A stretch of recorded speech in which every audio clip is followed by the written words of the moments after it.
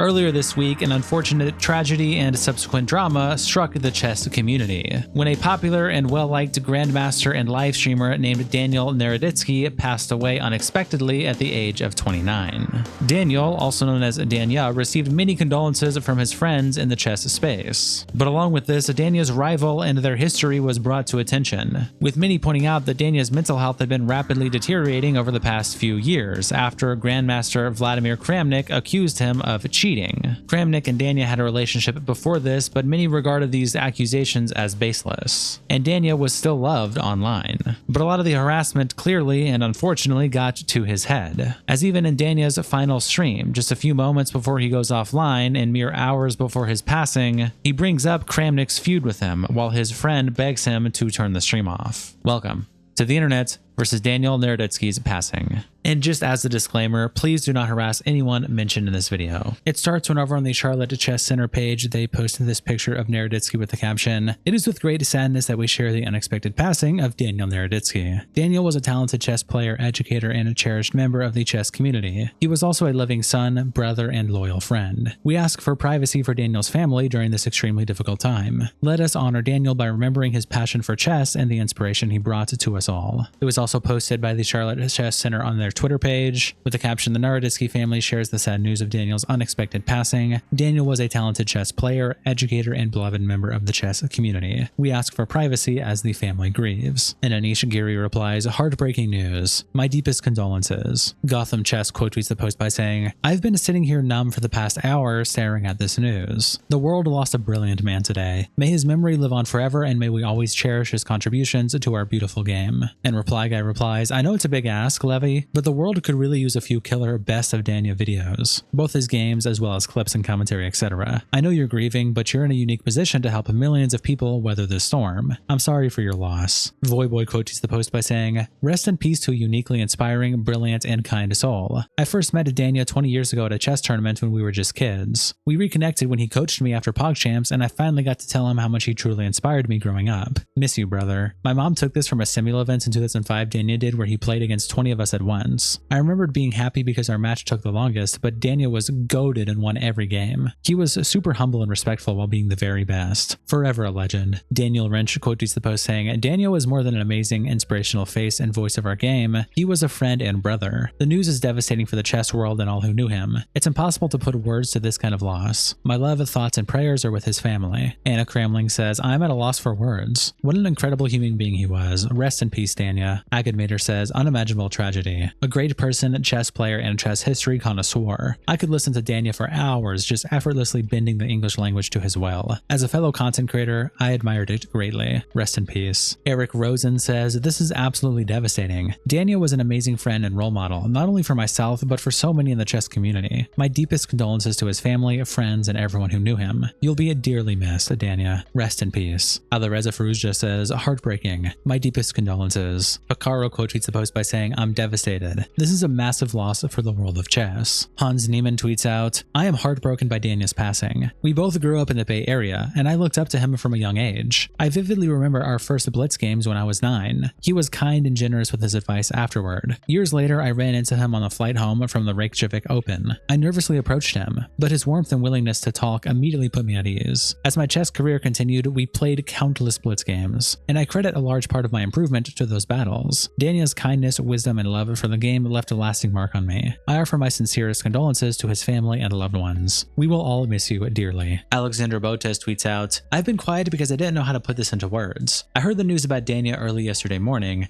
and I still can't believe he's gone. I've known Danya since we were kids. We became real friends in college, and over the years I had the privilege of working with him countless times. Everyone knew him as brilliant, humble, and exceptionally talented. But what stood out most to me was how deeply kind and selfless he was. One memory that stuck with me. We were studying for a history exam together. He didn't need to be there. He could have aced it without trying, but he stayed to help me anyway. At one point, he left his Facebook open, and I thought it'd be funny to post a joke status that he was quitting chess. Stupid, I know. The joke spread and upset a lot of people. He never told me. I only learned years later from someone else how much chaos it caused. He'd kept it to himself so he wouldn't make me feel bad. That was Danya, always putting others first, never needing credit for it. The world, not just the chess world, lost a rare kind of light. Danya probably never fully grasped how much much he positively impacted people, but I hope his legacy reminds us of it. My deepest condolences to his loved ones. I cannot imagine the pain that you are feeling right now. Rest in peace, friend. If heaven exists, I know you're there. Yeet also tweets out this clip with the caption, Magnus Carlsen speaks on the passing of Daniel Naroditsky. Obviously, the circumstances today are,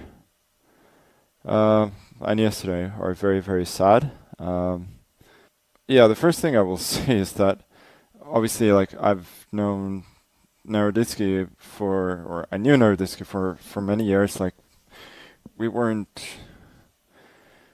close, but we played a ton of games against each other online, and he was always, first of all, a great opponent, but also very, very respectful, very nice, and I spent many hours not only watching his games but also watching his streams, which were both, you know, exciting for his incredible gameplay, but also great explanations. And funnily, he was kind of with me during two of my biggest moments in the last year when I played him.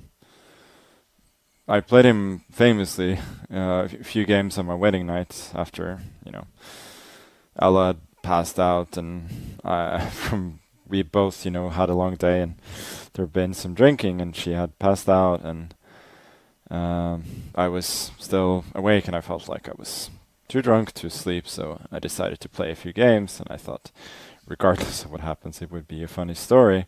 So those are some of the various condolences offered by many big names in the chess community, and now there is the drama that spawned due to this whole situation. But just to give you a bit of context, March 1392 post on the Out of the Loop subreddit, what's up with people saying chess grandmaster Vladimir Kramnik murdered chess grandmaster Daniel Naroditsky? I saw several YouTubers and streamers, including Ludwig and Moist Critical, upload videos regarding Daniel passing away and their memories and condolences, but with the drama regarding Kramnik, I only saw on Twitter and some comments on a few subreddits. What happened, and why are people accusing Kramnik of murdering Daniel Naroditsky? And then they attach some comments, which we'll read here later. And 09 replies, answer, Kramnik has a history of falsely accusing players of cheating without any evidence whatsoever. Daniel is one of Kramnik's latest victims and has suffered from harassment from Kramnik and his followers. He posted a video like 11 months ago saying that Kramnik was trying to ruin his life emotionally and physically harm him from these accusations. A lot of people believe Kramnik is accusing people to try to stay relevant and make excuses since he's not winning as much. We don't know the cause of death, so it's all speculation, but some of Daniel's close friends have stated that the harassment has contributed to some mental health problems. And Crazy Guy replies, man, I can't believe this is how I found out about Daniel's passing. I went to school with the guy, ace of the chess club if you'll believe it. Even in elementary school, he was so dang good that the mentor of the chess club said he didn't even have anything left to teach him, and he was practically unbeatable. Though to be fair, everyone else was playing at an elementary school level. I had the honor of losing against him exactly once. I can't say we were close, but I was always proud of him. It was cool knowing that I witnessed a legend in the making long before the world at large knew him.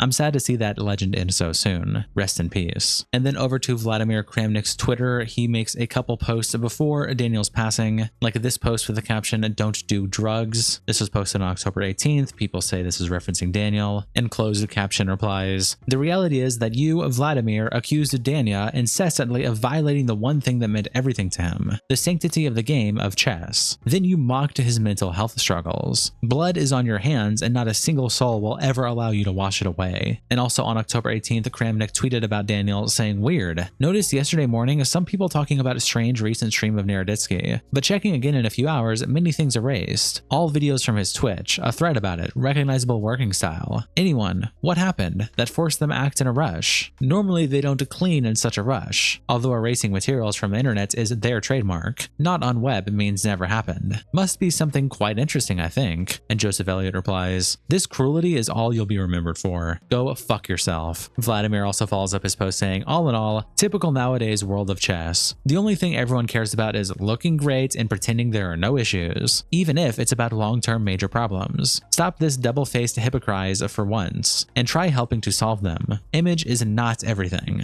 And Sazo replied to Vladimir saying, Vladimir, with all due respect, as someone who watched the clips, the man was clearly having a mental breakdown. Some moments simply aren't meant for public scrutiny, and that was just one of them. His friends, including Hans, were rushing to help to preserve his dignity. And Vladimir replies, I saw people writing about seemingly being under substances. Didn't mention any nervous breakdown, otherwise wouldn't ask. And Saza says, for what it's worth, given that he was seemingly okay for the first couple of hours and realistically wasn't ingesting drugs while actively streaming, I don't think that's what's going on. But whatever it was, I hope his friends will make sure he gets some help for it. And Vladimir replies, I hope too, if needed. Though he was playing a lot next afternoon, even destroying Nepo in a blitz match a few hours later. He doesn't have any mental breakdown. Don't cover up. And Saza says, I'm glad to hear he is seemingly doing better. Hopefully what I saw was just a man suffering a bad case of sleep deprivation. Although the symptoms of sleep deprivation may overlap with some drugs, I just have a hard time believing he would do substances and keep streaming. And Vladimir replies, it is not about our beliefs, but facts. If a video is not erased, specialists could have said exactly what is it. Because if substance, there must be consequences. If Chess World has little dignity still. And Saza replies, my friend, stimulants are chess enhancement drugs. He was not on stimulants. His symptoms, microsleeps, would be much more compatible with a depressant like alcohol or benzos, which by all means make you play shittier chess, unless you are Magnus Lamau. And Vladimir says, are you a doctor? And Saza says, you don't have to take my word for it though. Just take a look at the professional players you respect who started aborting games against Danya yesterday when they noticed he wasn't well, if you want some primary sources. Starting with Hans if you aren't sure. And Vladimir replies, I would also do the same in their position and persuade him to stop streaming, but it has nothing to do with the reasons of that. And Saza says, if you understand why his friends persuaded him to stop streaming, then you must also understand why the clips were deleted. Even if you would just like some experts to take a look, less worthy YouTubers could make this into unnecessary drama and wild speculation. And Vladimir replies, his friends doing that anytime when it's about others. To start with the point here, if they were really friends, would have done something long ago to help him. There are serious and long-term issues presumably. I hope he gets help, but unlikely managing with such friends, instead of covering it for years. Even though his behavior towards me was beyond undecent, I don't wish him bad, and checking his streams from past and present, issues are noticeable in my honest opinion, and just getting worse with time. Covering it is not the path. With such friends, you don't need enemies, they say. Vladimir also tweets out seemingly conflicts with chess.com, freestyle chess, both kicking him out from commentator role. Had a big impact lately on GM Naroditsky. Got the stream episodes. Not a doctor, but looks like something very else than sleeping pills. Hope, if any, real friends of him will care. And Kylie replies, shame on you. Everyone told you he was suffering from you bullying him. And still, you continued. AMR replies to Kramnik by saying, you need to be fucking punished. Burn in hell. Krish quote tweets Kramnik by saying, we lost an educator, a player, a coach, and one of the best speed chess players of this generation. Rest in peace, Naroditsky. We all miss you. I'm also going to leave this clip here. It speaks for itself.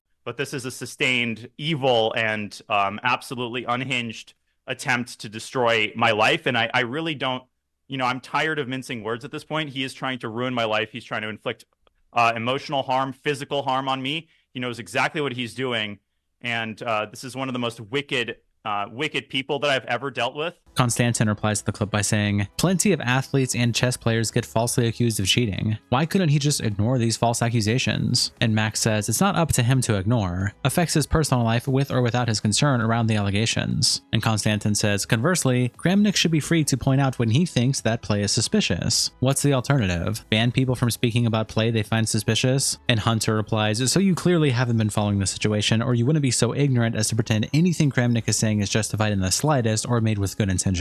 So why say anything at all? Shut the fuck up. M1 Rivera says, when are people like yourself going to wake up and stop making every single death and or learning point a comparison because this person got through it? The man was falsely accused of cheating for well over a year, both negatively affecting his person and work life. That should be it. Why do you need to have a back and forth about it? We all see the man was being bullied. Be human for fuck's sake. You all act like robots until it personally affects you. I'm wasting my time. LS quote tweets this post by Vladimir by saying, Lamau, what a fucking clown. Absolute morons like this are why mental health shit is always hindsight Andes on Twitter and Reddit. People without understanding / experience of mental health issues should never be making claims on likely what is or isn't going on. A fucking terrible part of this for me is I'm truly conflicted in that this piece of shit is being bombarded now, justifiably so, with an ungodly amount of hate / negativity / vitriol from tens of thousands of people, and it also feels ironic / hypocritical to cite how bad it is while also witnessing it / partaking in it. I'm feeling the kind of anger / frustration where you want to scream at someone for what they've done, but you don't want to hurt them, them, rather just make them realize. What a fucking night. These situations should never happen. Then Vladimir continues to weigh in, quote tweeting a post that he made before Daniel's passing and now after Daniel's passing, saying, "Too high price paid. But if I was the only person shouting about obvious long-term problems of Danya becoming alarming, requiring urgent measures from people around, while friends only cared about hiding it and erase evidence, it's rotten to the core." And there's a community note added to this post that says, Vladimir spent the last year publicly posting about US chess player Daniel Naroditsky with baseless claims of cheating. In December 2023, Vladimir was also caught breaking chess.com's TOS and was barred from prize tournaments for playing under someone else's name. Sionane replies to Vladimir by saying, "Not a time to blame anyone now, in my honest opinion." And Vladimir says, "Tell it to others maybe?" And Linda replies, "You want us to pretend we didn't see you harass him for the better part of a year? And we didn't hear him say how much your accusations were affecting him? And you don't even have the decency to put up a rest in peace message but feign concern and blame his friends?" Bill replies to Vlad by saying, "Well, maybe you shouldn't have spent the better part of the last year bullying a young beloved chess player. You deserve some blame here. This will be part of your legacy." Vladimir also tweets out these text messages with the caption, "What exactly happened? Because I received this 2 days ago from a friend of mine, a chess fan, and at least did what I could to warn people to do something urgently in my posts. To those who prefer blaming and shaming instead of helping, awful tragedy. Hope properly investigated." And his text saying Danya's streaming looks like he is onto some serious drugs. Quite worried, chess mafia is dangerous. And Vladimir replies with a voice note, but it's not in the attachment. VBKN replies, "2 posts about it and still not a condolence." Reddit star captain quote tweets Vladimir with this picture of Vladimir and Dan, both when they were much younger, and captions it by saying, "Words have consequences. Your day of judgment is coming." JC quote tweets Vladimir by saying, "Your harassment directly contributed to the deteriorating mental health of a 29-year-old man who spent his childhood looking up to you. Kramnik, nobody cares about your accolades in chess if you're a fucking loser of a human being. Don't bother doing better. It's too late." And CTAM replies, "Man, you can't really blame someone for an opinion. If you can't take an opinion, then this world will be hard for you in every stage of life. Kramnik has nothing to do with his passing." And JC replies, "Yeah, so maybe try again, little dude," attaching a link to this clip that Nemo posts, and we'll read the post after watching the clip, so here is that clip. Danya, finish the stream. Alright. Can I end on the next loss? No. I'm gonna unplug it if you don't end it. The stream part. Not the playing part, the stream. But the problem is, ever since the Kramnik stuff, I feel like if I start doing well, people assume the worst of intentions. Like, why did he end the stream? So they start playing well. You know what I mean? I know what you mean, but you don't have anything to prove to those people. The issue is just the lingering effect of it. One final game. Danya, just end the stream and then you can play as much as you want. Well, my curfew is 2 a.m. I know, but just end the stream. You have a big event tomorrow as well. I know, and I've been taking it seriously. Okay. On that note, thank you guys for the support. I will do my utmost tomorrow. And then Nemo captions this clip by saying, "And watching the clip below of Danya's last stream and hearing the pain in his voice, how deeply and baseless the accusations affected him, I am left so mad at what we all allowed to happen right in front of us. It's time to stop worrying about the backlash. I am calling on the FIDE EDC to remove Vladimir Kramnik from the FIDE record books, revoke his title, and disqualify his world championship. Chess is one of the most beloved games in the world and should be a place for kindness and inclusion. It should be unilaterally unacceptable to use a platform that chess has given you to bully, harass, and slander a colleague. What Kramnik has done to David Navera, Hikaru, and Danya, and others cannot be tolerated. It is up to our community and the governing body to set an example that this type of behavior will have consequences. Make it known loud and clear that chess stands against these hateful acts. If you do them intentionally and maliciously, there will be no place for you in our game. FIDE and its EDC must establish clear policies moving forward around the safety of its players, both in person and digitally. The events leading up to this tragedy happened in broad daylight over the last 18 months. They could have been stopped. Nothing like this can ever be allowed to happen again." And Hikaru replies, "Thank you for stating this so clearly." And Nemo says, "I just hope somehow something good comes out of all of this. It has to. We all have to make sure of it." Amir replies to Nemo by saying, "What has happened is tragic, and I hope that Daniel's soul rests in peace. However, You should reflect on what you were conveying in this post. I understand this is an emotional topic as Daniel was a close friend of yours. As someone from the outside looking in, I would say that what you were describing that Kramnik did to these players, bullying, etc., is also what has been done to Kramnik, but on an extremely larger scale. The amount of hate, bullying, slander, emotional attacks that Kramnik has been subjected to is multitudes larger. It is quite literally one man against the planet, it feels like, and it all stems from love for the game. Kramnik cares about the integrity of the game, something most, if not all players, share. Just about every top player agrees that there is a problem with cheating, but not enough is being done about it. Kramnik, although his methods are extreme at times, has a love for the game.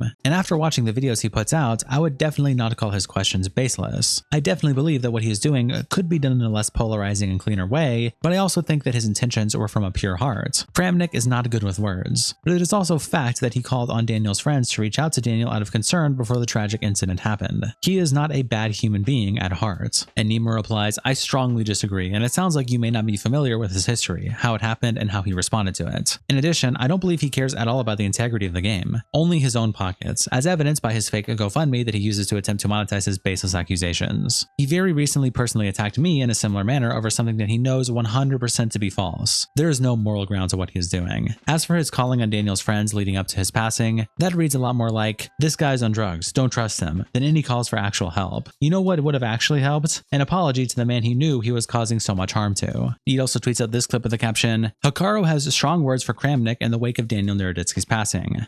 Look at Kramnik's tweet. I mean, I'm sorry, like, I'll just say it. Like, I said it before, I'll say it again. Kramnik can go fuck himself. Like, I'll just say it. He can go fuck himself and he can rot in hell. That's all I'm gonna say, okay? That's all I'm gonna say. That's my one sentence. If someone wants to clip that, clip it, okay? Someone wants to clip it, you can clip it. I don't care. Then we have Emil Chess, who is the CEO of the International Chess Federation, or FIDE, and he made a post about the situation as well, saying, amount of love given to Danya post-mortem is unprecedented. I can't recall anything of the kind. But here's the problem. Where all of you were when Danya was alive and unwell. I'm not talking about stepping in when he was accused, although it is a separate important matter. I know many people find it hard to express their opinion, as the problem is indeed huge, and striking a balance is nearly impossible. One thing is clear. The way Kramnik approaches it simply can't be accepted, and his reaction to Danya's passing is appalling and outright shameful. FIDE is not a court of justice, but we will act within our jurisdiction. However, let's not oversimplify it. It is too simple to focus on Kramnik and forget everything else. Danya was clearly not at his best in recent months. He stopped appearing as a commentator for one reason or another. He was not his usual self. Now, all those who claim how dear Danya was to their hearts, how good a friend they were, where have you been? What did you do? All these Kramnik attacks on Danya happened not this week or month. It was not like a shocking accusation that killed Danya overnight. It kept haunting him for more than a year, even if there was not much of polemics of recent. So, I ask you, alleged Danya's friends, what did you do to help him for a half year or so? Did many of you write him to ask whether he is okay? Why he, arguably the best online commentator, disappeared from the screens? Did you text him to ask why did he stop streaming? Throughout 15 years, I spoke to Danya many times, though we never were friends. He fascinated me long before he became a famous streamer. I met him when he just started being coached by my former trainer, Lev Sakis, sorry if I'm pronouncing that wrong, and we spoke rarely but in length many times since. I look at our correspondence from 2014, when he was thinking of a life path, and then later in 2017, and in 2019, and in 2021. Most recent online conversation was in 2024, when I invited him to comment on the match in Singapore, and the last time I spoke to him in person was during the Grand Swiss in Samarkand, where he seconded a top player, hiding this fact for one reason or another. All the recent years I had a feeling Danya was not a happy person, although he made many people happy. Our last lengthy conversation took place in 2021, when he was already a famous online player and streamer, but still was considering a career of a real professional player. He was very much in doubt whether he was doing the right thing with all the blitz and streaming. He even considered moving to Europe to have more opportunities as a player. But it is very difficult with all the online success I have. It came at a price. The boy with shining eyes had less and less shining left, and now he is gone, way too early. If he looks from above, he might be surprised to read about this or that person allegedly being his friend. Danya was kind to many, but it feels like most of the time, he was lonely. Virtue signaling and like grabbing is the worst way to pay respect to Danya. He was special on so many levels. He will be missed. Or rather, he is very much missed already. The Danya. Andre replies, I didn't follow Kramnik's bullying, but it sounds like it was bad enough for a lawsuit if they lived in the same country. It also looks like they didn't. If that's indeed the case, FIDE could and should have done something before. Did Naroditsky ask for something to be done? Would he have been heard had he asked? And Emil replies, no, we never received any complaint from Danya, neither formal nor informal. Anya Kramnik replies to the original post by saying, apart from the fact that I completely disagree with blaming the people that tried to help him the most and insinuated you know who helped and who didn't, FIDE needs to take action. I don't think chess fans are going to forget about this, ever. If FIDE wants to be respected both by its players and fans, FIDE needs to take action now. It goes without saying, but FIDE needs to be proactive to ensure that its players feel as protected as they possibly can by FIDE. The fact that after Navarra said how much these accusations had made him suffer, and nothing big has been done since then, I just don't understand it. 90s Kid replies to email by saying, be Emil Sadovsky, be CEO of FIDE, Kramnik goes off the rails, get so many complaints, do nothing, tragedy strikes, whole chess community mourns and rages, write a post asking where was these people during his hard times, ignoring your own inaction. Slasher says, maybe the most psychotic statement I've ever seen from a guy in charge of running a sport. And Roger Goodell denied CTE existed. Let esports take over chess if this is the best FIDE has to offer. Nemo quote tweets the post by saying, this is one of the most disgusting and vile things I've ever read. And that's saying a lot as a woman growing up in chess. Where were all of you when Danya was alive and unwell? You are the CEO of the governing body of chess, and in your first real comments since the passing of one of our greatest talents, coaches, and ambassadors, you decide to blame the public when you have absolutely no idea who Danya had been in contact with. Where the fuck were you?